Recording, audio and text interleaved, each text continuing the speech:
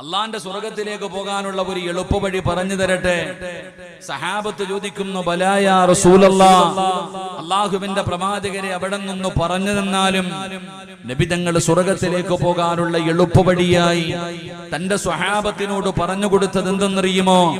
ഇന്ന് വഅദ് കഴിഞ്ഞ് ദുആയും കഴിഞ്ഞ് നിങ്ങൾ എല്ലാവരും ഇവിടെ നിന്ന് നിങ്ങളുടെ വീടുകളിലേക്ക് നിങ്ങൾ മടങ്ങി പോകുമ്പോൾ ആ നടന്നു പോകുന്ന വഴിയിൽ ഒരു കല്ല് കിടക്കുന്നു, ഒരു കമ്പ് കിടക്കുന്നു, ഒരു കുപ്പിച്ചില്ല് കിടക്കുന്നു. വഴിയിലൂടെ നടന്നു പോകുന്ന ജനങ്ങൾക്ക് ഉപദ്രവമായി എന്തെങ്കിലും ഒരു വസ്തു വഴിയിൽ കിടക്കുന്നത് കണ്ടാൽ നിങ്ങളതെടുത്തു മാറ്റിവെക്ക്, നിങ്ങളതെടുത്തു മാറ്റിക്കളഞ്ഞു നോക്ക്.